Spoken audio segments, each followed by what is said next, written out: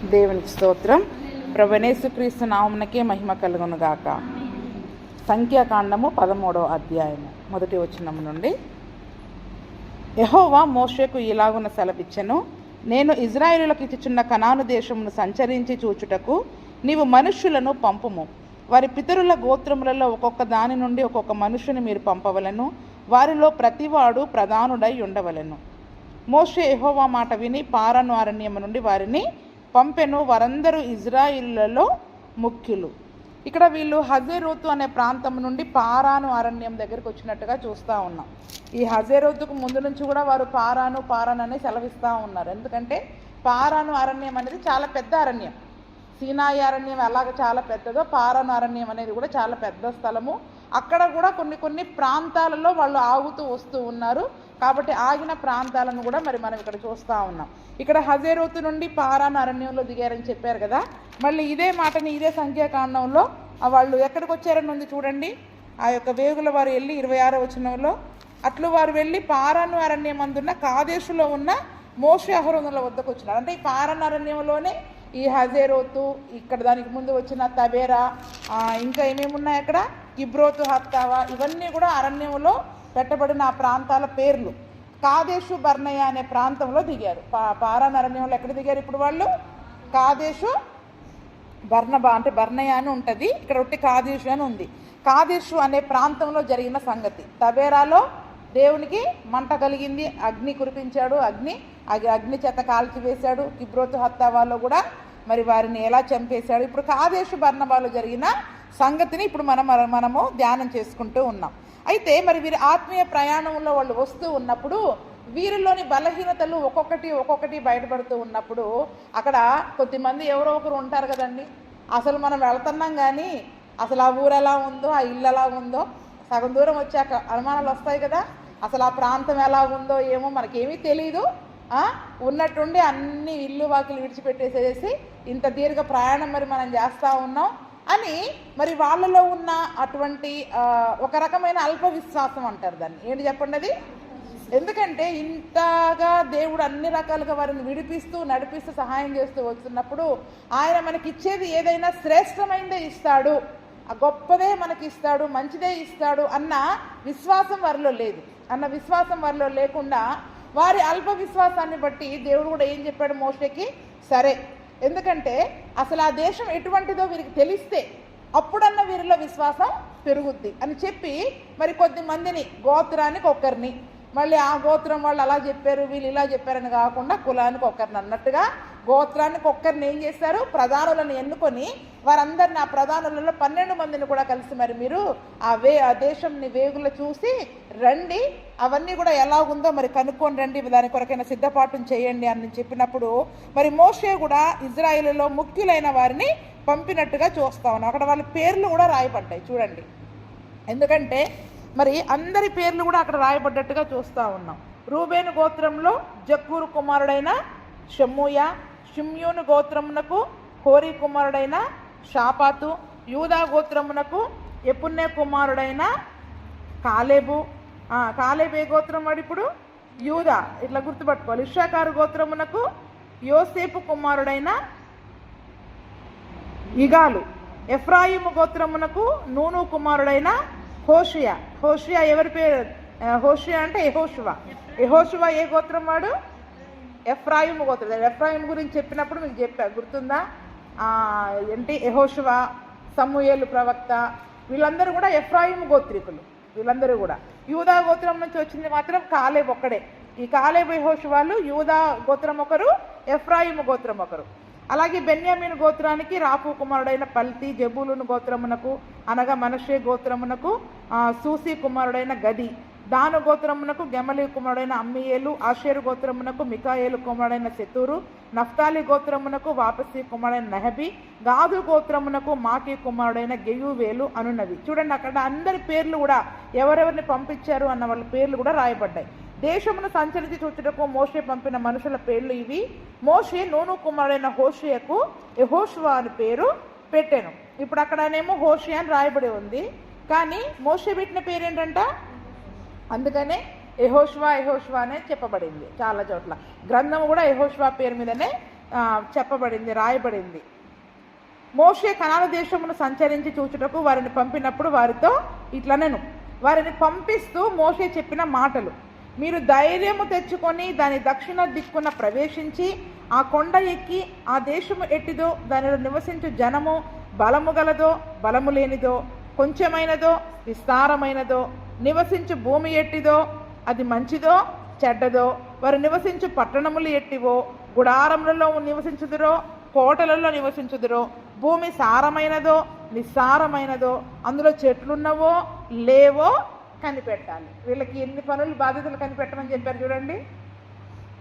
ఈరోజు మనకి ఏదైనా పని చెప్తే 4 విషయాలు చెప్తే మర్చిపోతాం.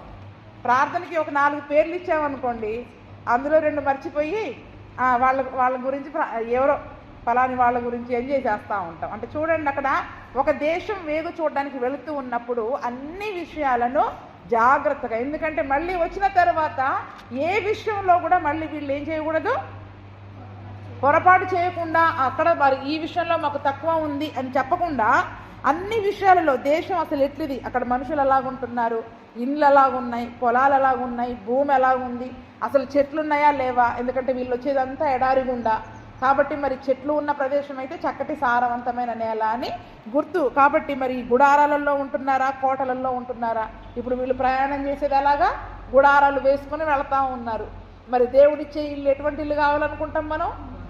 మంచి కోటలు. అందుకని కోటలలో ఉంటున్నారా గుడారాలలో ఉంటున్నారా అని అవన్నీ కూడా కనుక్కొని మరి చెట్లు కూడా ఉన్నాయో లేదో చూడండి. అంతేకాకుండా కనిపెట్టి చూడండి. ఎలాగంట?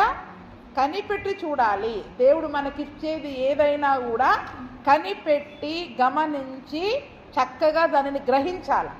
ఏదో పైన చూసేసి చాలామంది అది సరిగా లేదు ఇది సరిగా లేదని మనం మాట్లాడుతూ ఉంటాం. కానీ దేవుడు మనకు చేసే ఏ మేలైనా ఏ దీవెన అయినా దానిని మనము కనిపెట్టి గ్రహించినప్పుడు అందులోని మేలులు ఏంటనేవి మనకు అర్థమవుతాయి. అందులోని మేలులు ఏంటనేవి మరి మనకు అర్థమవుతాయి. అంతేకాకుండా మీరు ఆ దేశపు పనులలో కొన్ని తీసుకొని రమ్మని కూడా చెప్పాడు. అది ద్రాక్షల ప్రథమ పక్వ కాలం. ఏ టైంలో వెళ్ళారు అంటే అక్కడ చెప్పబడింది అనమాట. ద్రాక్ష పండ్లు మొదటి పంట వచ్చే కాలం అనమాట. ఆ ద్రాక్ష చెట్లని ఆ చెట్టు నరికి వేస్తున్న కొద్దీ అవి 2-3 కాతలు సంవత్సరానికి వస్తూనే ఉంటాయి. కాబట్టి అది మొదటి పంట కాలము, మొదటి పంట కాలము అని అక్కడ చెప్పబడింది. ఎందుకంటే వాళ్ళు 2వ నెలలో అక్కడ నుంచి బయలుదేరారు కదా. ఎక్కడ 2వ నెలలో అక్కడ సీనాయి అరణ్యం నుంచి బయలుదేరారు. మొదటి నెల 2వ సంవత్సరం మొదటి నెలలో పండగ చేసుకున్నారు. 2వ నెలలో అక్కడి నుంచి బయలుదేరి 3 రోజుల ప్రయాణం చేసి ఎక్కడికి వచ్చారు? హారాన్ అరణ్యానికి వచ్చారు. అంటే సుమారుగా 3వ నెల వాళ్ళకి. మన లెక్క ప్రకారం ఏంటంటే మనకి 3-4 నెలల్లో వాళ్ళకి సంవత్సరం మొదలవుతుంది. అంటే సుమారుగా ఒక రకంగా మనకి మార్చి ఆ సమయాలలో వాళ్ళు వెళ్ళినట్టుగా మరి మనం చూస్తూ ఉన్నాం. కాబట్టి వారు వెళ్ళి సీను అరణ్యం మొదలుకొని హమాతుకు పోవు మార్గముగా రెహోబు వరకు దేశ సంచారము చేసి చూసిరి. అవన్నీ కూడా సీను అరణ్యం దగ్గర నుంచి వీళ్ళు మొదలయ్యారు. ఏ మార్గం గుండా వెళ్ళారు అదంతా కూడా ఆ యొక్క కనాను దేశానికి వెళ్ళి సంచారం చేసి చూశారంట. వారు దక్షిణ దిక్కున ప్రయాణము చేసి మొట్టమొదటగా ఏ ప్రాంతానికి వెళ్ళారు? వాళ్ళు అక్కడ హెబ్రోను అనే ప్రాంతానికి వెళ్ళారు. ఆ కనాను ప్రాంతంలో అవన్నీ కూడా పేర్లు అప్పటికి పెట్టబడి లేవు. అక్కడ కనాను వారు ఉన్నప్పుడు ఆ పేర్లు వేరుగా ఉన్నాయి. ఇవి ఎప్పుడైతే ఇజ్రాయేలీలు వారిని వెళ్ళగొట్టేసి ఆ భూమిని వీరు సొంతం చేసుకున్నారో తర్వాత పెట్టబడిన పేర్లు. కానీ ముందుగానే మనకు అర్థం కావడం కొరకు చెప్పబడ్డాయి. అక్కడ ఏమని దక్షిణ దిక్కున ఎక్కడికి వెళ్ళారు? మొట్టమొదటిగా వాళ్ళు హెబ్రోను అనే ప్రాంతానికి వచ్చారు. అక్కడ ఎవరున్నారు? అనాకీలు, అహీమాను, శేషయి, తల్మయి అనే జాతుల వాళ్ళు అక్కడ ఉన్నారు. ఆ హెబ్రోను ఐగుప్తులోని సోయను కంటే 7 ఏళ్ళు ముందుగా కట్టబడింది. ఎప్పుడు కట్టబడిందంట? ఈ యొక్క హెబ్రోను ఐగుప్తులో ఉన్నప్పుడు వీళ్ళు కట్టారు కదా సోయన్ అనే పట్టణం. బానిసలుగా ఉండి ఐగుప్తులో ఉండి రామతెసు, సోయను అనే పట్టణాలన్నీ కూడా వీళ్ళు కట్టారు అక్కడ. అంటే దానికంటే ముందుగానే 7 ఏళ్ళు ముందుగానే ఈ యొక్క పట్టణం కూడా అక్కడ కట్టబడింది. అంటే చూడండి, వాళ్ళు అక్కడ బానిసలుగానే ఉన్నారు. కానీ దేవుడు వీళ్ళ కొరకు ఆల్రెడీ ఇక్కడ ఒక పట్టణాన్నే కట్టించి సిద్ధం చేశాడు. మనం అనుకుంటాం మన పరిస్థితిని బట్టి నేను ఇక్కడే ఉన్నాను అని అనుకుంటాం. కానీ దాని కొరకు తగిన సిద్ధపాటు దేవుడు ఏం చేస్తాడు చెప్పండి? మనకంటే ముందుగానే అక్కడ చేసి ఉంచుతాడు. వారు ఇక్కడ బానిసలుగా ఉండి ఆ బానిసత్వంలో ఉండి వేరే వాళ్ళకి పట్టణాలు కట్టేటప్పుడే వీళ్ళ కొరకు కూడా దేవుడు అక్కడ కొన్ని పట్టణాలని వీరి కొరకు కట్టించినట్టుగా మరి అక్కడ మనం చూస్తూ ఉన్నాం. అందుకని దేవుని యొక్క మేలులను మనం కనిపెట్టి చూడాలా, గ్రహించాలా, అర్థం చేసుకోవాలా. మనం ఏమనుకుంటాం, ఇన్ని సంవత్సరాలు, ఇన్ని నెలలు నేను ఇంత బాధపడతా ఉన్నా, దేవుడు నాకు ఈ శ్రమ నుండి విడుదల ఎందుకు ఇవ్వట్లేదు అనుకుంటాం. కానీ దేవుడు అక్కడ పని మొదలు పెట్టేశాడు. ఆల్రెడీ ఏం చేశాడంటే దేవుడు అక్కడ పని మొదలు పెట్టేశాడు. మనం ఎప్పుడైతే ప్రార్థన చేస్తామో ఆ ప్రార్థన మొదలవడం ఆలస్యం, దేవుడు మన విడుదల కొరకి, మనకి ఇవ్వబోయే ఆ యొక్క స్వాస్థ్యం కొరకి కూడా పనిని అక్కడ ప్రారంభించినట్టుగా మరి మనం చూస్తూ ఉన్నాం. అందుకనే వీరు కట్టడానికి ముందే 7 సంవత్సరాల ముందుగా మరి ఆ యొక్క పట్టణం కూడా కట్టబడింది. వారు ఎష్కోలు లోయలోనికి వచ్చి అక్కడ ఒక గెలగల ద్రాక్ష చెట్టు యొక్క కొమ్మను కోసి దండెతో 2 మోసారు. ఎలా చెప్తున్నారు చూడండి, ఒకటే గెలంట, ఏంటంట, ఒకే గెలగల ద్రాక్ష గెలని ఆ కొమ్మను కోసినప్పుడు ఆ కొమ్మని 2 కలిసి మోయాల్సి వచ్చిందంట.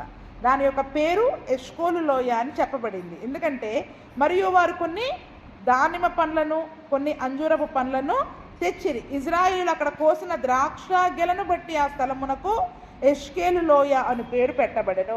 ఆ పేర్లు కూడా ఎందుకు పెట్టబడ్డాయో కూడా చెప్తా ఉన్నారు చూడండి. అందుకని చెప్తున్నాం, ముందు కనాను వాళ్ళ ఉన్నప్పుడు ఆ స్థలాల పేర్లు వేరే, కానీ వీళ్ళు పెట్టిన పేర్లు వేరే. ఇక్కడ ఎష్కోలు అనే దానికి అర్థం ఏంటంట, ద్రాక్ష గెల. అంటే ఈ స్థలంలో మనం ద్రాక్ష గెల కోసాం కదా, కాబట్టి హెబ్రీ భాషలో దానికి ఎష్కోలు అనే పేరు వచ్చింది. వాళ్ళు ఇది ద్రాక్ష గెల కోసిన గుర్తుగా అక్కడ పెట్టుకున్నారు. చూడండి, మనం కొన్నిసార్లు చిన్నప్పుడు తిరిగిన ప్రదేశాలను చూస్తే అప్పుడప్పుడు ఇక్కడ ఈ పని చేసాం, ఇక్కడ ఈ పని చేసేవాళ్ళం, ఇక్కడ జామకాయ చెట్టు ఉండేది, జామకాయలు కోసుకునే వాళ్ళం, గుర్తుంటాయా లేదా? కొన్ని స్థలాలకు వెళ్ళినప్పుడు మళ్ళీ వీళ్ళు ఆ స్థలాలకు వెళ్ళినప్పుడు వీళ్ళకి ఒక స్థలం గుర్తుండాలి అంటే ఒక పేరు పెట్టేశారు. ఈ స్థలంలో మనము ద్రాక్ష గెల కోసాము అన్నదానికి గుర్తుగా ఎష్కోలు లోయ అనే పేరును అక్కడ పెట్టినట్టుగా మరి మనం చూస్తూ ఉన్నాం. వారు 40 దినములు ఆ దేశంలో సంచరించి చూచి తిరిగి వచ్చిరి. అట్లు వారు వెళ్ళి పారాను అరణ్యమందులి కాదేశులో ఉన్న మోషే అహరోనుల యొద్దకు ఇజ్రాయేలీల సర్వ సమాజమునొద్దకును వచ్చి వారికి ఆ సర్వ సమాజమునకు సమాచారము తెలియచెప్పి ఆ దేశపు పనులను వారికి చూపించిరి. ఎన్ని రోజులు వెళ్ళారు వీళ్ళు? 40 రోజులు వెళ్ళారు. 40 రోజులు సంచారం చేసి వచ్చేవరకు ఇప్పుడు వీళ్ళు పారాను అరణ్యంలో ఎన్ని రోజులు ఉన్నారు? కాదేశులో ఎన్ని రోజులు ఉన్నారు? ఇక్కడ ఇజ్రాయేల్ ప్రజలు వెయిటింగ్లో ఉన్నారు. ఏంటండి? వెయిటింగ్లో ఉన్నారు. మనకి వెయిటింగ్ అంటే చాలా కష్టం కదా. వచ్చి వచ్చి వచ్చి ప్రయాణం అయ్యి నెల అయిపోయింది, 40 రోజులు అయిపోయింది, 40 రోజులు ఇక్కడే ఉన్నాము. వీళ్ళు వెళ్ళినోళ్ళు ఇంకా రావట్లేదు. మిరియాం కోసం 7 రోజులు, మిరియాం కొరకు 7 రోజులు. వేగుల వారు వెళ్ళారు కదా, వేగుల వారు వెళ్ళి వచ్చే వరకు 40 రోజుల టైం పట్టింది. ఈరోజు మనకి ఇంకా రావట్లేదు జవాబు, ఇంకా రావట్లేదు, సంగతి ఏంటో ఇంకా చెప్పట్లేదు, మనకి ఆత్రం ఎక్కువ అయిపోతూ ఉంటుంది. కానీ దేవుడి సమయం వరకు మనం కనిపెట్టాలి. అందుకనే ఆత్మీయ ప్రయాణంలో పరుగులు కూడా మంచివి కాదు. ఏంటి చెప్పండి? అందుకనే వారిని ఎలా నడిపించాడు? మెల్లమెల్లగా మందని మెల్లమెల్లగా వారిని నడిపించినట్టుగా మరి మనం చూస్తూ ఉన్నాం. ఎందుకంటే వారి యొక్క విశ్వాసాలకి ఇవన్నీ కూడా పరీక్షలుగా దేవుడు కొన్ని రోజులు అక్కడ మనల్ని ఆపుతాడు. మన విశ్వాసాన్ని పరీక్షించడానికి దేవుడు కొన్నిసార్లు మనం అడిగినవి వెంటనే ఇవ్వకుండా ఆపుతాడు. ఆ జవాబును కూడా కొన్నిసార్లు ఆలస్యం చేస్తాడు. మన ఓర్పుని, మన సహనాన్ని పరీక్షించడం కొరకు. దేని కొరకు? మన విశ్వాసాన్ని, మన ఓర్పుని, మన సహనాన్ని పరీక్షించడం కొరకు. ఆ సమయంలో ఆయన కొరకు కనిపెట్టుకొని ఉంటున్నామా లేదా, లేదా తొందరపడి ఇక్కడ 4 రోజులు బాగోలేదనుకోండి, వెంటనే ఎక్కడికి వెళ్ళిపోతారు? అక్కడికి వెళ్ళిపోతారు. ఏంటి? స్వస్థత రాలేదండి ఇక్కడ, వెంటనే ఎక్కడికి వెళ్ళిపోతారు చెప్పండి? నిన్న మనం సాక్ష్యాలు చూసాం కదా. అక్కడికి వెళితే 3 నెలల నుంచి ఆమె బాధపడుతుందంట రక్తస్రావంతో. మందిరానికి వెళ్ళటామే ఎక్కడికి వెళ్ళిపోయింది చెప్పండి? చివరికి దేవర్ల దగ్గరికి వెళ్ళిపోయింది. చూడండి ఎంత విచారకరమైన సంగతి. దేవుడు కొంతకాలం నీకు ఆలస్యం చేశాడు, నువ్వు అడిగిన దాన్ని నీకు ఇవ్వకుండా ఆలస్యం చేశాడు. మనం కనిపెట్టుకొని ఉండాలి. అందుకనే ఆత్మీయ యాత్రలు వారి యొక్క ప్రయాణములోని ప్రతి పరిస్థితిని కూడా అక్కడ రాయించాడు. మరి వాళ్ళు తెలుసుకోవడానికి వెళ్ళారు. మనం వెళ్ళుచున్న దేశం ఎట్టిదో తెలుసుకోవడానికి వెళ్ళినప్పుడు ఆ యొక్క అక్కడ 40 దినములు వాళ్ళు అక్కడ ఎదురు చూసినట్టుగా మనం చూస్తూ ఉన్నాం.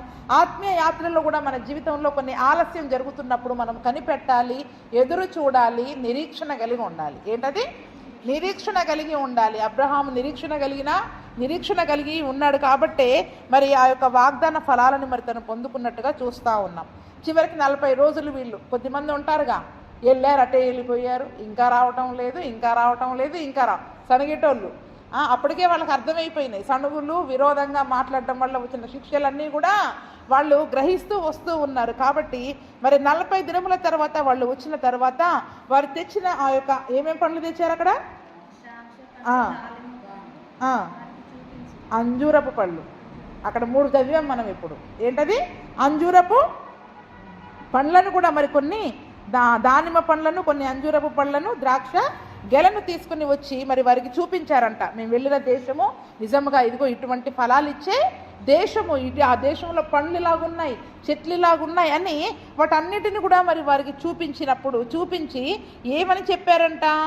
నీవు మమ్మల్ని పంపిన దేశమునకు వెళితిమి, అది పాలు తేనెలు ప్రవహించు దేశమే, దాని పండ్లు ఇవి. ఏమని సాక్ష్యం చెప్పారు ముందు?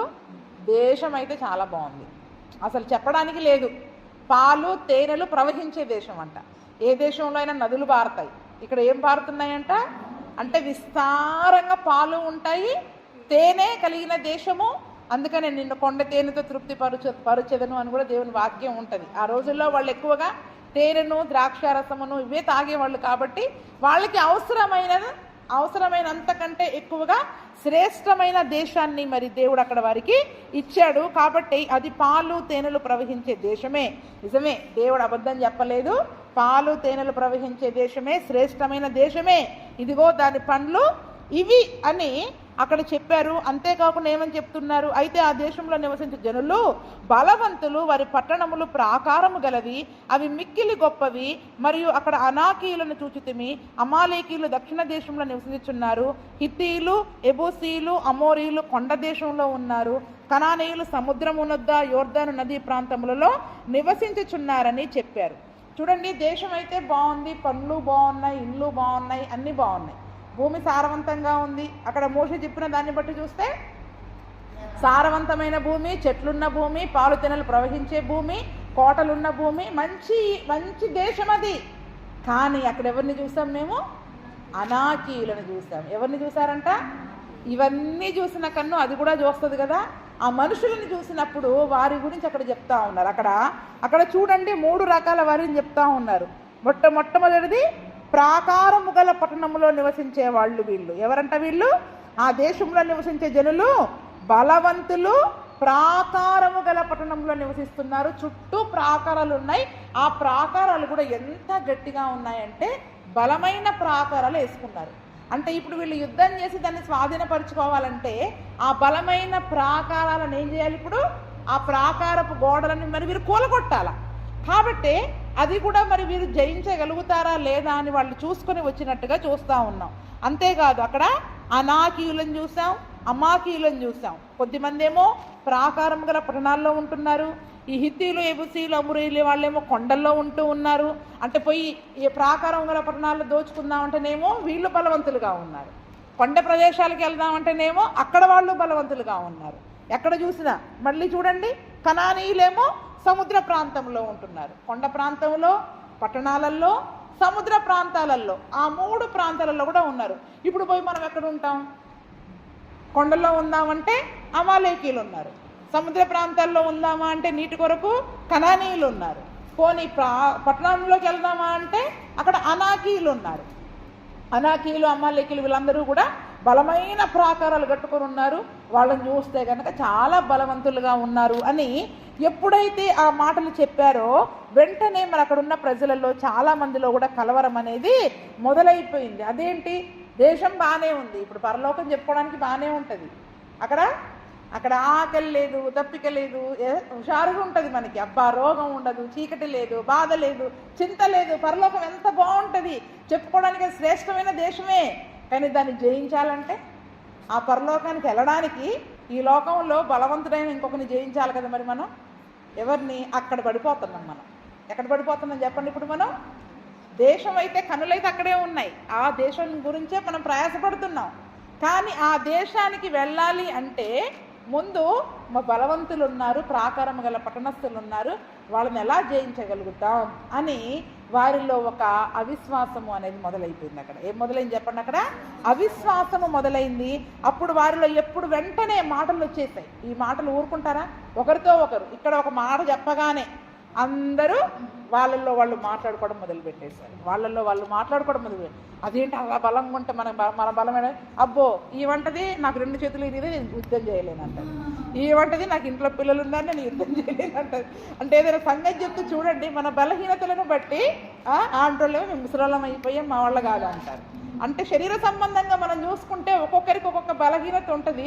ఆ బలహీనతలను బట్టి దేశం అయితే బాగానే ఉంది, ఇప్పుడు మనం ఎలా వెళ్తాం, అక్కడికి ఎలా వెళ్తాం అనే ఒక అవిశ్వాసం అనేది సహజంగా మనందరిలో కూడా వస్తూ ఉంటుంది. అలాగా వాళ్ళల్లో వాళ్ళు మాట్లాడుకుంటూ ఉన్నప్పుడు కాలేబు మోషే వాళ్ళని ఏం చేశారంట? మీరందరూ ఆగండి, కొంచెం ఆగండి, మీ యొక్క బాధలని పక్కన పెట్టండి, మీ బలహీనతలను పక్కన పెట్టండి, మీ రోగాలని పక్కన పెట్టండి, మీరందరూ కాసేపు ఆగండి అని నిమ్మళపరిచాడంట. కాలేబు మోషే దగ్గర కాలేబు లేచి మాట్లాడుతూ ఉన్నాడు. ఏమని చూడండి అక్కడ, మనము నిశ్చయముగా వెళ్ళుదము, దాన్ని స్వాధీనపరుచుకుందాము, దాన్ని జయించుటకు మనకు శక్తి చాలును అనను. ఏమంటున్నాడండి కాలేబు? అక్కడ ఉన్నవాళ్ళు బలవంతులు, వాళ్ళు అలా ఉన్నారు ఇలా ఉన్నారని చెబితే కాలేబు విశ్వాసంతో చెప్తున్నాడు, మనము నిశ్చయముగా వెళ్ళుదుము, మనము నిశ్చయంగా వెళ్తాం. ఎట్లయినా పరలోకం వెళ్తాం మనం. ఎలాగా? దాన్ని స్వాధీనపరుచుకుంటాం, దాన్ని జయించుటకు మన శక్తి. ఎలాగన్నాడు? ఇప్పుడు కాలేబు అనొచ్చు, అంటే మిగిలిన వాళ్ళు అనొచ్చు, నువ్వంటే యవనస్తులు బాబు, నీకు బలం ఉంది, నువ్వు కత్తి పట్టుకొని యుద్ధం చేస్తావు, మాకేడ జాతనైంది అంటే శరీరానుసారంగా చూసుకుంటే అదే మాట వస్తుంది కదండి. మరి తనే విశ్వాసంతో అన్నాడు, తను ఒక్కడు యుద్ధం చేసి సరిపోదు కదా, అందరూ చేయాలి కదా, మన శక్తి చాలును అని అక్కడ అంటున్నాడంటే కాలేబులో ఉన్న విశ్వాసం ఏంటంటే, లోకమును జయించిన బలవంతుడు నాలో ఉన్నాడు. ఏంటండి? లోకమును జయించిన విజయము మన విశ్వాసమే. ఆయన మనలో ఉన్నాడు, ఆయన లోకాన్ని జయించిన గొప్ప దేవుడు ఆయన. మరి అంత గొప్ప దేవుడు నాలో ఉంటే నా పక్షంగా ఆయన యుద్ధం చేస్తాడు కదా. ఎర్ర సముద్రం దగ్గర ఏమన్నాడు? వాళ్ళు మొరపెడుతున్నప్పుడు మీరు ఊరక మౌనంగా నిలుచుండి ఉండండి, మీ పక్షంగా నేనే యుద్ధం చేస్తా అన్నాడు. అంటే మన పక్షంగా యుద్ధం చేసే ఒక దేవుడు ఉన్నాడు, ఆయన మనతో ఉన్నాడు, పగలు మేఘస్తంభము వలె రాత్రి అగ్నిస్తంభం వలె మనల్ని నడిపిస్తూ ఉన్నాడు అన్న స్పృహ కోల్పోయారు వాళ్ళందరూ కూడా. ఏం కోల్పోయారు చెప్పండి?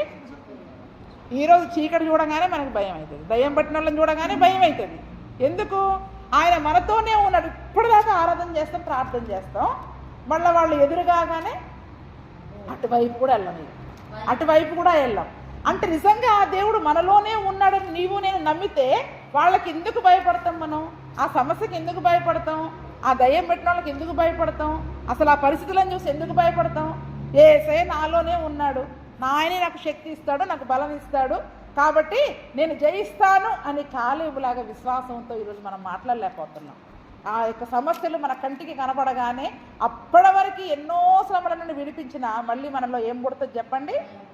అవిశ్వాసం. బాబోయ్, ఈ సమస్య నుంచి నేను ఎట్లా బయటపడాలా, ఈ సమస్య నుంచి నేను ఎలా విడుదల పొందాలా, ఈ అప్పులు ఎలా, ఈ రోగం ఎలా అని కొత్త భారం మొదలైపోద్ది, కొత్త చింత మొదలైపోద్ది.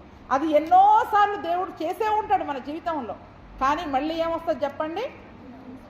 దానినే అల్ప విశ్వాసం అంటాం. అందుకని అల్ప విశ్వాసులారా, మీరెందుకు సందేహపడుతున్నారు, మీరెందుకు భయపడుతున్నారు? మాటి మాటికి దేవుడు ఆ యొక్క ఆ దోణిలో యేసు ప్రభు వారితో ఉన్నప్పుడు కూడా, మరి తుఫాను వారి మీదకి వచ్చినప్పుడు వారు భయపడిపోయి యేసు ప్రభుని లేపారు కదా. అప్పుడు యేసు ఏమన్నాడు?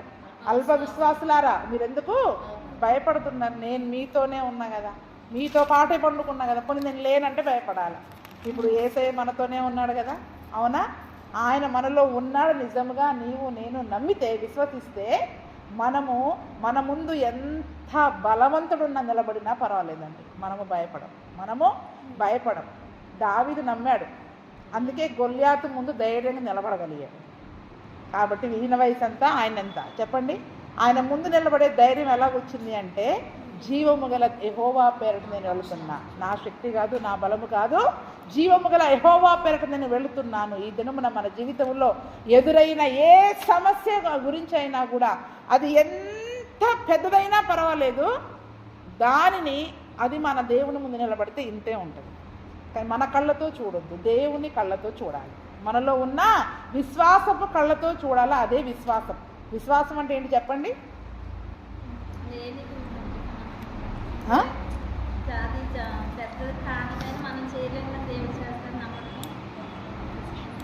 మన ముందు అసాధ్యమైనవి ఉన్నా దేవుడు చేస్తాడని నమ్మడం. ఇంకొక మాట ఏంటంటే విశ్వాసము అంటే దేవుని కళ్ళతో చూడాలి. ఏంటి చెప్పండి? మన కళ్ళతో చూస్తే సమస్యని జయించలేమన్నా భయం మనకుంటుంది, కానీ దేవుని కళ్ళతో చూస్తే అది చాలా చిన్నదిగా కనపడుతుంది, ధైర్యం వస్తుంది, బలం వస్తుంది, నిశ్చయంగా నేను దీన్ని జయిస్తాను, ఇదంతా నా ముందు అన్న భావన మనలో ఉంటుందన్నమాట. అందుకని దేవుని కళ్ళతో చూడడమే అసాధ్యమైంది సాధ్యమయ్యేది దేవునికి మాత్రమే. దేవుని కళ్ళతో చూస్తే దాన్ని మనం జయించగలమనే విశ్వాసం మనకు వస్తుంది. మన కళ్ళతో చూస్తే బాబోయ్ దీనిని ఎదిరించలేనేమో, దీనిని నేను జయించలేనేమో, ఈ శోధనలో పడిపోతానేమో అన్న భయము మనకి కలుగుద్ది. అందుకని దేవుని కళ్ళతో చూడాలి. కాలేబు దేవుని కనులు కలిగినవాడు. ఏం కలిగినవాడు చెప్పండి? దేవుని కళ్ళు కడిగి ఆ విశ్వాస నేత్రాలతో చూశాడు కాబట్టి ఆ కాలేబుకి వాళ్ళు ఎంత బలవంతులుగా కనిపించినా దేవుని ముందు వాళ్ళు బలహీనులే అన్నట్టుగా తను ఎంచినట్టుగా మరి మనం చూస్తూ ఉన్నాం. అయితే అతనితో కూడా పోయిన మనుషులు ఏమంటున్నారంటే అక్కడ, ఆ జనులు మనకంటే ఉంటారుగా, మనం విశ్వాసంతో ఒక మాట అంటే వెంటనే పక్కనున్న వాళ్ళు ఊరుకుంటారా? ఇక జాలే, మొన్న ఈ రోగం వచ్చి మొన్న మా పక్కింటి వాళ్ళు చచ్చిపోయారు. మనకేమో విశ్వాసంతో విడుదల కొరకు ప్రార్థన చేస్తాం, పక్కన వాళ్ళు ఏమంటారు చెప్పండి? మనల్ని అధైర్యపరిచేవాళ్ళు, మనల్ని బలహీనపరిచేవాళ్ళు మన ఇంట్లోనే ఉంటారు, మన పక్కనే ఉంటారు, మన సంఘంలోనే ఉంటారు. ఏంటి చెప్పండి? అందుకనే విశ్వాసం ఎవరి దగ్గర నేర్చుకునేది కాదు, దేవుని దగ్గరే. దేవుని తట్టు మాత్రం చూస్తేనే విశ్వాసం మనకు కలుగుద్ది. వాళ్ళ మనుషుల మాటల వైపు వింటే మనం అధైర్యపడతాం, బలహీనులుగా మారిపోతాం. అందుకే అక్కడున్న జనులు ఏమంటున్నారు? అక్కడున్న కొద్దిమంది మనుషులు, ఆ జనులు మనకంటే బలవంతులు, మనము వారి మీదికి పోజాలము అనేది ఏమంటున్నారు చూడండి. మన వల్ల కాదు, దీన్ని జయించడం మన వల్ల కాదు, ఈ రోగాన్ని జయించడం, నీ అప్పులు ఇప్పుడు తీరవలేదు, నువ్వు చచ్చిపోవాలా, నీ పిల్లలు కూడా కట్టుకోవాలా. కొద్దిమంది ఇలాగే అంటారండి మాటలు. అసలు నిజంగా చాలా కోపం వస్తుంది నాకైతే. అధైర్యపు మాటలు మాట్లాడితే చాలా కోపం వస్తుంది. ఎందుకంటే దేవుడు విశ్వాసము కలిగి మనల్ని ఉండమన్నాడు, కానీ మనం బలహీనపడద్దు, ఇంకొకరిని బలహీనపరచొద్దు. ఒకవేళ దేవుని చిత్తం అయితే జరుగుద్ది, జరగదు. కానీ ధైర్యపు మాటలే చెప్పండి, అనుకూల వచనాలే బలకండి, శుభవచనాలే బలకమన్నాడు. కానీ అంటే నువ్వు చచ్చిపోతావు రేపు అని చెప్పమని చెప్పాడు దేవుడు. రేపు చచ్చిపోయాడని కూడా డాక్టర్ ఏం చెప్తాడు? ఏం కాదమ్మా, ధైర్యం ఉండు, అన్నీ దేవుడే చూసుకుంటాడని చెప్తాడు. కానీ రేపు నువ్వు చచ్చిపోతావని చెప్పడు. అంటే మనము ధైర్యపరచడానికి మనం ఉన్నాము, కానీ అధైర్యపరచొద్దు. మన వల్ల కాదు బాబో, ఈ సమస్యనా ఆ సమస్యనా అని ఏది కూడా. కాబట్టి మనం దేవుడు, బలవంతుడైన దేవుడు మనలో ఉన్నప్పుడు మనం దేనికి కూడా భయపడొద్దు. వాళ్ళు బలవంతులు, వీళ్ళు బలవంతులు, దేవుని కంటే బలవంతులు ఎవరూ లేరండి. దేవుని కంటే బలవంతులు ఎవరు కూడా ఈ లోకంలో ఏ దేవుళ్ళే కానీ, దేవతలే కానీ, ఏ శక్తే కానీ దేవుని కంటే బలమైనది లేనే లేదు. అబ్బో, అది చాలా గొప్ప దయ్యం, పెద్ద దయ్యం, చిన్న దయ్యం, అది మొండి దయ్యం, దాన్ని వదిలించడం కష్టం, దాన్ని పంపడం కష్టం అంటే నిజంగా మన అవిశ్వాసానికి సూచన. ముందు విశ్వాసం లేదు కాబట్టే వాటిని జయించలేకపోతున్నాం. విశ్వాసంతో నువ్వు ఏమన్నాడు యేసుప్రభుల వారు? విశ్వాసంతో ఈ చెట్లు పెళ్ళగింపబడి వేర్లతో కూడా సముద్రంలో పడునుగాక అంటే పోయి పడుద్ది. కొండ కూడా వెళ్ళి సముద్రంలో పడునుగాక అంటే విశ్వాసంతో ఈ చెట్టు వేళ్లతో సహా పెళ్ళగింపబడునుగాక పలికితే జరుగుద్దన్నాడు. మనం విశ్వాసపు మాటలు మాట్లాడడం, అవిశ్వాసపు మాటలే మాట్లాడతాం. ఏం మాట్లాడతాం? ఏమి విత్తుతావో అది వస్తాం. విశ్వాసంతో విత్తండి, విశ్వాసానికి అసాధ్యమైన కార్యాలని దేవుడు సాధ్యం చేసినట్లు మన కళ్ళ ముందు జరిగిస్తాడు. నువ్వు అవిశ్వాసంతో మాట్లాడితే దేవుడు మనల్ని గద్దిస్తాడు. ఇంకా సందేహపడుతున్నావు ఎందుకు, ఇంకా భయపడుతున్నావు ఎందుకు, మీకు భయం, మీ అల్ప విశ్వాసులారా అని దేవుడు మనల్ని గద్దింపు పొందుకునే స్థితిలోనే మనం ఉంటాం. కాబట్టి విశ్వాసపు మాటలే మన నోటికి రావాలండి. అక్కడ వాళ్ళు అంటున్నారు, మనము పోజాలము, మరియు వారు తాము చూచిన దేశమును గురించి ఇజ్రాయేలులకు చెడ్డ సమాచారము చెప్పి, మేము సంచరించి చూసిన దేశము తన నివాసులను భక్షించు దేశము, దానిలో మాకు కనబడిన జనులందరూ ఉన్నత దేహులు, అక్కడ నెఫీలీయుల సంబంధులైన అనాకు వంశపు నెఫీలీయులను చూచితిమి, మా దృష్టికి మేము మిడతల వలె ఉంటిమి, వారి దృష్టికి అట్లే. వాళ్ళ దృష్టికి ఉన్నారంటే పర్వాలా, కానీ వీళ్ళు ఎలా చూసుకుంటున్నారు చెప్పండి? వాళ్ళ దృష్టిలో మేము మిడతల్లాగా ఉన్నామయ్యా.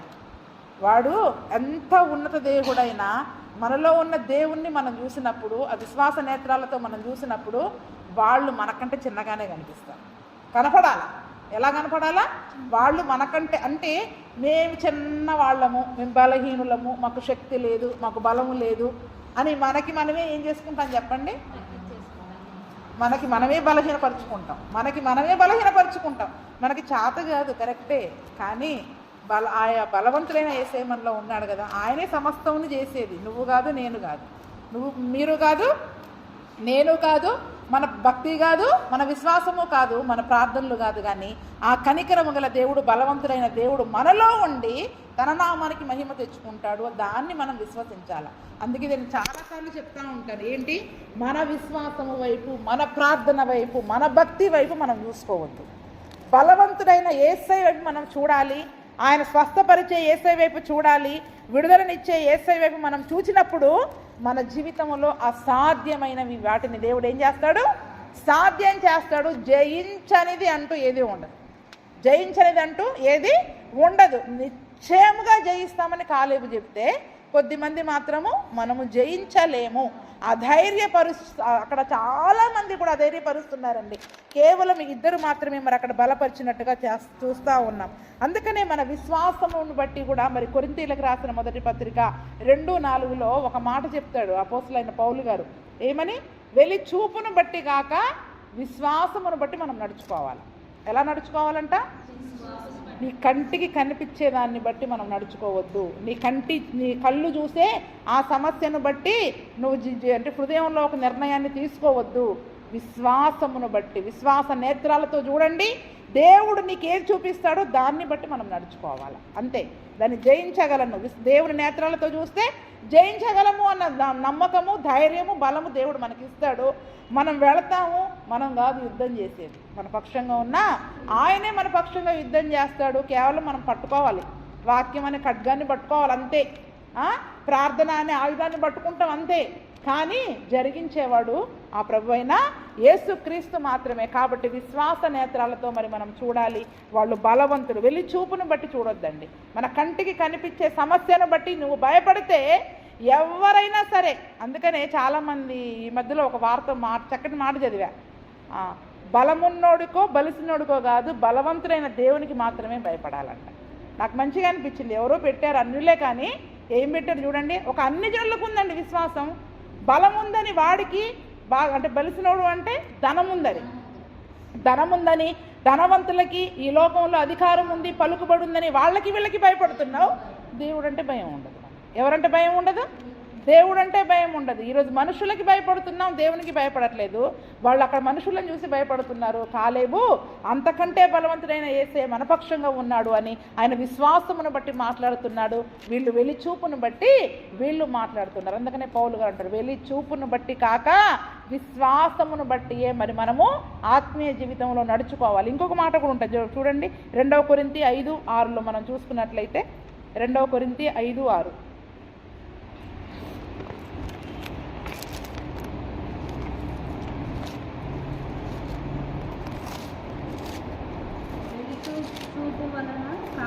అదేనా? అయితే 1 కొరింథీ 2:4 చదువు. 1 కొరింథీ 2:4. నీ విశ్వాసము మనుషుల జ్ఞానమును ఆధారము చేసుకొనక దేవుని శక్తిని ఆధారము చేసుకొని ఉండవలను. చూడండి, అక్కడ మన విశ్వాసం కూడా ఎలా ఉండాలంట? మనుషుల జ్ఞానమును ఆధారం చేసుకొని ఉండొద్దు, దేవుని శక్తిని ఆధారం చేసుకొని మనం విశ్వాసం కలిగి ఉండాలి. ఇప్పుడు మనం ఏం చేస్తాం? మనుషుల యొక్క బలాన్ని చూసి, మనుషుల యొక్క డబ్బును చూసి, వాళ్ళ జ్ఞానాన్ని చూసి మన విశ్వాసాన్ని నిర్ణయించుకుంటాం. మన విశ్వాసాన్ని బట్టి మనం కొలతలు వేసుకుంటాం మన విశ్వాసానికి. కానీ పౌలు గారు చక్కని మాట చెప్తా ఉన్నారు, మీ విశ్వాసము మనుషుల జ్ఞానాన్ని ఆధారం చేసుకోవద్దు, దేవుని శక్తి వైపే చూడాలి మన విశ్వాసం. దేని వైపు చూడాలి? దేవుని శక్తి వైపు చూడాలి, ఆయన బలము వైపు చూడాలి. సిలువలో అపవాది యొక్క కోరలను ఏ రీతిగా పీకేశాడో, దాని తలను ఏ రీతిగా చితగ్గొట్టాడో, మరణంను ఏ రీతిగా జయించాడో, ఆయన శక్తి వైపు మాత్రమే మనం చూసినప్పుడు అప్పుడు మనం విశ్వాస యాత్రలో బలము కలిగి ముందుకెళ్తామండి. ఏదన్నా రాని, శోధనలు ఏదన్నా రాని, శ్రమలు ఏదన్నా రాని, ఇవి నన్నేం చేస్తాయి అనుకుంటూ మనం వెళ్ళిపోతాం, కానీ వాటికి మనం ఎప్పుడూ భయపడము. అందుకనే ఈరోజు మన విశ్వాసానికి పరీక్ష కొరకు దేవుడు కొన్ని సందర్భాలను మన జీవితంలో ఎదురు తీసుకొస్తూ ఉంటాడు. అటువంటి బలవంతులు, ఈ లోకంలో బలవంతులు, ఇవి బలమైన సమస్యలు, బలమైన సమస్యలు అని మనం అనుకునే రకం అటువంటి సమస్యలను దేవుడు మన ముందుకు తెచ్చినప్పుడు మనము దేవుని జ్ఞానాన్ని బట్టి చూస్తున్నాం, దేవుని శక్తి వైపు చూస్తున్నామా, మనుషుల జ్ఞానాన్ని బట్టి దాని వైపు చూస్తున్నాం. ఇప్పుడు మనం చెప్పుకున్నాగా, కొద్దిమంది మనుషులు ఎలా మాట్లాడతారు? అధైర్యపరిచి, బలహీనపరిచి, వాళ్ళ జ్ఞానం మీద మనం ఆధారపడ్డాం అనుకో, వాళ్ళు బాగైద్దంటే వెళ్తాము, వద్దు అంటే ఆగిపోతాం. వాళ్ళ జ్ఞానం పైన ఆధారపడితే దేవుని కార్యాలు మన జీవితంలో జరగవు. దేవుని కార్యాలు మన జీవితంలో జరగవు. దేవుని శక్తి వైపు చూడాలి, దేవుని వైపు మాత్రమే మనము చూసే విధముగా మనం ఉండాలి. కాబట్టి ఇక్కడ వారి మధ్యలో జరుగుతున్న ఆ యొక్క అల్ప విశ్వాసము, అవిశ్వాసపు మాటలను ఇక్కడ దేవుడు అక్కడ తెలియజేస్తూ ఉన్నాడు. ద్వితీయోపదేశ కాండము 2వ అధ్యాయము, అది కూడా చదవండి, అది కూడా చదువుకుంటే మనకు అర్థమవుతుంది.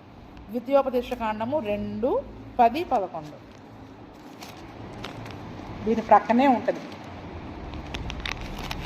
సంఖ్యాకాండం ప్రక్కనే ఉంటుంది. 10, 11 పూర్వకాలమున ఏమీయులను వారు 6 దేశంలో నివసించిరి. వారు అనాకీయుల వలె ఉన్నత దేహులు, బలవంతులైన బహుజనులు. వారును అనాకీయుల వలె రెఫాయీయులుగా ఎంచబడిన వారు మోయాబీయులు వారికి ఏమీయులని పేరు. చూడండి, అక్కడ దేవుడు వాక్యంలో రాయించాడు. వారు బలవంతులు కాదా అంటే బలవంతులే, ఉన్నత దేహులే. ఎటువంటి వాళ్ళంటే వీళ్ళు చాలా ఎత్తరులు, గొల్యాతు లాంటి వాళ్ళు దగ్గర చెప్పుకోవాలంటే. గొల్యాతును ఒక్కరిని జయించడానికే కష్టమైపోయింది ఫిలిస్తీన్ల, ఇజ్రాయేలులందరికీ. అటువంటి వాళ్ళు దేశంలోనే ఉన్నారనుకోండి, నిజానికి జయించడానికి మనకు కష్టమే అనిపిస్తుంది. అందుకనే ఈరోజు దేవుడు బలవంతుడా, అపవాది బలవంతుడా అంటే చాలామంది అపవాదే బలవంతుడు అని చెప్తున్నారు. ఎందుకంటే వాడిని జయించలేక వాడే బలవంతుడు అనుకుంటున్నారు, కానీ వాడి తల ఎప్పుడో చితగ్గొట్టేశాడు మన యేసు ప్రభు. ఆయన బలవంతుడని చాలామంది యేసయ్య బలాన్ని, శక్తిని వైపు చూడలేకపోతా ఉన్నారు. అందుకనే వాక్యంలో రాయించాడు, వాడు బలవంతుడు, ఎందుకంటే ప్రధాన దూతగా ఉన్నాడు పరలోకంలో. ఆ యొక్క శక్తిని, బలాన్ని వాడు కలిగి ఉన్నాడు. కానీ అదే 9వ అధ్యాయంలో చూడండి, 9వ అధ్యాయం మొదటి నుండి అదే మాట చెప్తూ మళ్ళీ అక్కడ దానికి, ఇజ్రాయేలు వినుము, నీకంటే గొప్ప బలము గల జనములను, ఆకాశమంటూ ప్రాకారము గల గొప్ప పట్టణములను స్వాధీనపరుచుకొనుటకై నేడు నీవు యోర్దానును, చూడండి ఏమంటున్నాడు, నీకంటే గొప్ప బలము గల, అది నీకు గొప్ప, ఆ సమస్య నీకు గొప్ప, నాకు కాదు. యేసయ్య ఏమంటున్నాడు, ఆ సమస్య నీకు గొప్ప, వాళ్ళు నీకు బలవంతులు, నా ముందు వాళ్ళు బలహీనులే అని. నీకంటే గొప్ప బలము గల, అంతేకాదు జనములను, ఆకాశమంటూ ప్రాకారము గల గొప్ప, ఆ ప్రాకారాలన్నీ బలమైన ప్రాకారాలు. ఆ ప్రాకారాలను ఎట్లా జయిస్తామని నువ్వు అనుకుంటున్నావు కదా, వాటిని జయించడానికి నువ్వు స్వాధీనపరుచుకుంటావు.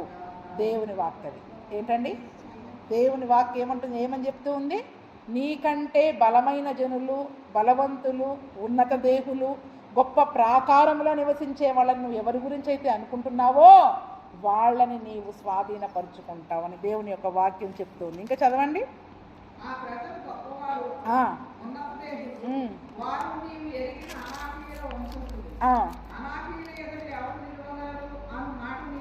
చూసావా అంటే లోకంలో ఒక సామెత కూడా ఉందంట. కొన్ని వీళ్ళకి అనుమానం రావడానికి ఒక సామెత కూడా ఉంది, అసలు అనాకీయుల ముందు ఎవరు కూడా నిలబడలేరు, వాళ్ళతో యుద్ధం చేస్తే కనుక మన పని ఇంతే అన్న ఒక సామెత ఉంది. అందుకనే ఏమంటున్నాడు, అనాకీయుల ఎదుట ఎవరు నిలవగలరు అను మాట నీవు వింటివి కదా, కాబట్టి నీ దేవుడైన యెహోవా తానే దహించు అగ్నివలే నీ ముందర దాటిపోచున్నాడని నేడు నీవు తెలుసుకొనుము. ఆయన వారిని నశింపచేసి నీ ఎదుట వారిని కూలద్రోయును. యెహోవా నీతో చెప్పినట్లు నీవు వారిని వెళ్ళగొట్టి వేగమే వారిని నశింపచేసేదవు. మళ్ళీ ఎలాగంట? స్పీడ్గా. అబ్బో వాళ్ళని జయించాలంటే 1 సంవత్సరం పడుతుందిలే యుద్ధం అనుకోవడానికి లేదు, వేగమే, త్వరగా. అంతేకాదు మన ముందు ఎవరు నడుస్తున్నారంట? నీ దేవుడైన యెహోవా తానే దహించు అగ్ని వలె నీ ముందర వెళ్తున్నాడు. ఆయన మన ముందు నడుస్తూ ఉన్నాడు, మనలో ఉన్నాడు, మన చుట్టూను ఆయన ఆవరించి ఉన్నప్పుడు ఆయన మన పక్షంగా యుద్ధం చేసి వారిని జయించే శక్తిని మనకి ఇస్తా అంటే మనం ఏం చేస్తున్నాం ఇక్కడ? బాబోయ్ నా వల్ల కాదు, నా వల్ల కాదు, నా వల్ల కాదు. ఏంటి చెప్పండి? నా వల్ల కాదు, నేను చేయలేను, నేను జయించలేము. దీనికంటే సులువైన మార్గాలు ఎంచుకుని తొందరగా లోకంలోకి వెళ్ళిపోతాం. ఎట్లా తొందరగా బాగా అవుతాం? ఎలా? నువ్వు దేవుని యందు విశ్వాసం ఉంచితే అంతే తొందరగా దేవుడు ఆ యొక్క శత్రువును కూడా జయించే శక్తి ఇస్తాడు. కానీ మనం ఇంకొక సులువైన మార్గాన్ని ఎంచుకుంటే లోకంలోనికి వెళ్ళిపోతే దేవుని యొక్క శక్తిని మనము కోల్పోయే వారంగా ఉంటుంది. చూడండి, వాళ్ళ లోకంలో సామెత ఉంది. ఈరోజు లోకంలో సామెత అంటారు కదా, కీడెంచి మేలంచి అని 100 సామెతలు ఉన్నాయి. సామెతలను సైతం తారుమారు చేసే దేవుడు మన దేవుడు. ఎవరు చెప్పండి? ఆ సామెతల లోకానికి దేవుడు ఆ సామెతలను సైతం ఏం చేస్తాడు? ఎంతైనా కూడా ముందు ఏమంటే 4 రాళ్ళు వెనకాల వేసుకోవాలి, కీడెంచి మేలించాలి. ఊరికి ఏం చెప్తారు? అరే ఎంత దేవుని నమ్ముకున్నా ఇలాగ ఉండాలి, అలాగ ఉండాలి అని చాలా సామెతలు చెప్పుకుంటాం మనం. కానీ ఆ సామెతలన్నిటిని ఏం చేసేవాడు దేవుడు? కొట్టివేసి దానిని తిరగరాసేవాడు మన గొప్ప, మనం సేవించుచున్న ప్రభు అయిన యేసుక్రీస్తు. అందుకని ఆయన శక్తి వైపు చూడండి, ఆయన జ్ఞానం వైపు చూడండి, విశ్వాస నేత్రాలతో చూడండి. వాటిని మనం జయించగలుగుతాము. ఆయన మన ముందర అగ్ని వలె, ఎలాగంట? దహించు అగ్నిలాగా. కోపం వస్తే అదే అగ్ని మనల్ని దహిస్తుంది, మన మీదకి వచ్చిన వాళ్ళని కూడా దహిస్తుంది కదండి. మనల్ని దహిస్తుంది, మన మీదకి వచ్చిన వాళ్ళని. మనం కాస్త ఓర్పుతో సహనంతో అయ్యా నువ్వే చూసుకో, నా వల్ల కాదు, ఏది ఏమైనా నేను పర్వాలేదు అని మనం కొంచెం కనిపెట్టుకునే నిరీక్షణ కలిగి మౌనంగా ఉంటే దేవుడే ఆ సమస్యలను తన దహించు అగ్నిలో కాల్చివేసి మనకి మార్గాన్ని ఆయన సరళము చేసే దేవుడు. కాబట్టి మన విశ్వాస నేత్రాలతో చూడాలి. ఆ వెలి చూపును బట్టి కాకుండా విశ్వాసంతో నడుచుకోవాలి. మనుషుల జ్ఞానమును బట్టి కాకుండా, ఈ సామెతలను బట్టి కాకుండా దేవుని శక్తిని బట్టి, దేవుని జ్ఞానమును బట్టి మరి మనము నడుచుకొని దేవుని శక్తి పైన మరి మనము ఆధారపడాలా. ఎక్కడైతే మనల్ని అధైర్యపరిచే వాళ్ళు ఉంటారో దేవుడు మాట్లాడుతున్నారు, నిశ్చయంగా ఆయన మనతో కూడా వస్తారు. మీరు ఏ సమస్యనైతే జయించలేకపోతున్నాం అనుకుంటున్నారో మీరు నిశ్చయంగా జయిస్తాము అన్న విశ్వాసాన్ని మనం కలిగి ఉండాలి. చేయగలము, నా వల్ల కాదు, నేను నమ్మిన నా దేవుడు చేస్తాడు అని మనం నమ్మినట్లయితే తప్పకుండా దేవుడు మన జీవితంలో గొప్ప కార్యాలను చేస్తాడు, ఆశ్చర్య కార్యాలు చేస్తాడు, అద్భుత కార్యాలు చేస్తాడు. అందుకనే పారాను అరణ్యములో కాదేశు అనే ప్రాంతము, అక్కడ వారి ఆత్మీయంగా ఏ స్థితిలో పడిపోవడానికి గుర్తు? వాళ్ళు అల్ప విశ్వాసులైపోయారు, అవిశ్వాసులైపోయారు. వారి యొక్క విశ్వాస యాత్రలో వాళ్ళు ఏ స్థితిలోకి వచ్చారు చెప్పండి? ఇప్పుడు వాళ్ళు అల్ప విశ్వాసులు, అవిశ్వాసులు. అంటే కొన్నిసార్లు మనం నోటి నుండి కూడా అవిశ్వాసపు మాటలు. ఎంత దేవుని నమ్మినా, ఎంత ప్రార్థన చేసినా లోకంలో ఉన్నాం కాబట్టి ఇవి కూడా చేయాలి కదండి, ఇంట్లో కూడా చేయాలి కదండి, ఏదో ప్రయత్నాలు చేస్తున్నాం అని మనం అనుకుంటాం. కానీ అదే దేవునికి కోపం పుట్టించే సందర్భం. పూర్తిగా ఆయన నమ్మాల. దేవుడు కోరుకునేది ఒక్కటే, పూర్తిగా ఆయన పైన మనం భారం వేయాలి. కానీ మనది మనం చేసుకొని సగం దేవుని దగ్గరకు వచ్చి అయ్యా నా ప్రయత్నం చేసా, నీ వంతు నువ్వు చేయి అని అంటే దేవునికి నచ్చదు. పూర్తి నీ భారం యెహోవా పైన, నీ చింత యావత్తు ఆయన పైన మోపు అన్నాడు. కాబట్టి పూర్తిగా ఆయన పైన మనం ఆధారపడినప్పుడే మన జీవితంలో గొప్ప కార్యాలను, అద్భుత కార్యాలను, ఆశ్చర్య కార్యాలను మరి మనము చూడగలుగుతాం. కాబట్టి కాదేశు అనే ప్రాంతము వారి యొక్క విశ్వాసములో, వారి విశ్వాస పరీక్షలో ఓడిపోవడానికి కారణమైన ప్రదేశము. అల్ప విశ్వాసులుగా, అవిశ్వాసులుగా వారు అక్కడ మిగిలిపోయిన మరి ప్రదేశము. కాబట్టి ఈ నేటి మన ఆత్మీయ యాత్రలో ఆ కాదేశు అనే ప్రాంతంలో మరి మనం ఎక్కడో ఒక చోట అల్ప విశ్వాసులముగా, అవిశ్వాసులముగా మిగిలిపోయి మనుషుల జ్ఞానం పైన ఆధారపడుతూ, మన కంటికి కనిపించిన దాన్ని నమ్ముతూ దేవుని శక్తిని మనం తక్కువగా అంచనా వేస్తున్నామేమో. మరి ఆ తర్వాత ఏం జరిగింది అనేదంతా 14వ వచనంలో ఉంది. మరి వారి యొక్క అవిశ్వాసాన్ని బట్టి వారి అక్కడ దేవుడు వారిని ఎంతగా శిక్షించాడు అనే సంగతులను కూడా మరి 14వ అధ్యాయంలో మరి మనం చదువుకుంటాం. కాబట్టి అయ్యా అటువంటి అవిశ్వాసము, అల్ప విశ్వాసము నాలో లేకుండా కాలేబు వలె విశ్వాస నేత్రాలతో నిన్ను చూసే కృపను నాకు దయచేయి ప్రభువా అని నేటి దినం నుంచి మరి మనం ప్రార్థన చేసుకుందాం. అటువంటి కృపా ప్రభువైన యేసుక్రీస్తు మనకందరికీ దయచేయును గాక. ఆమేన్.